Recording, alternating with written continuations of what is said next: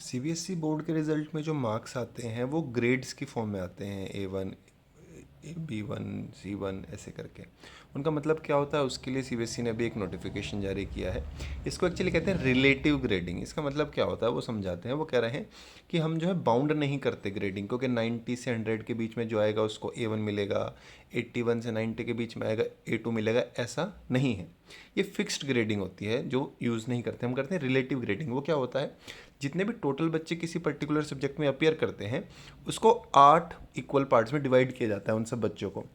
अब उन 8 पार्ट्स में से जो टॉप के 1/8 होते हैं, जो फर्स्ट पार्ट होता है, उनको A1 ग्रेड दिया जाता है। फिर उसके बाद जो सेकंड पार्ट होता है 1/8, उसको A2 दिया जाता है। इसको और अच्छे से समझाने के लिए उन्होंने एक एग्जांपल भी दिया है। जैसे आपको सबसे पहला कॉलम में आप देखेंगे, हिंदी सब्जेक्ट में माना कि हमारे पास में 159,052 1,59,052 बच्चों ने हिंदी का एग्ज़ाम दिया। अब उसको उन्होंने क्या किया, आप देखेंगे फर्स्ट ब्लॉक में यहाँ पर उन्होंने इसको 1/8 किया, मतलब 8 से डिवाइड किया, 8 इक्वल पार्ट्स में डिवाइड किया, तो 19,882 आया। अब जो टॉप के 19,882 बच्चे होंगे उनको ग्रेड A2 मिलेगा।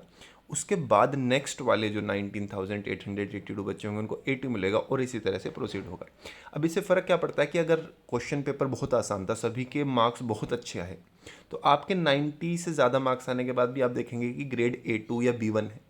लेकिन अगर कोई सब्जेक्ट का क्वेश्चन पेपर बहुत मुश्किल था, सभी बच्चों के जो है 40, 50, 60 इस तरह से मार्क्स आए हैं, तो आपके जस्ट 70 या 80 मार्क्स आने पर भी आप देखेंगे कि ग्रेड्स बहुत ज़्यादा आए हुए हैं, जिसकी वजह से बच्चों को अक्सर कन्फ्यूजन होता है। तो उसकी क्लैरिटी के लिए सीबीएसई ने ये नोटिफिकेशन जारी किया है।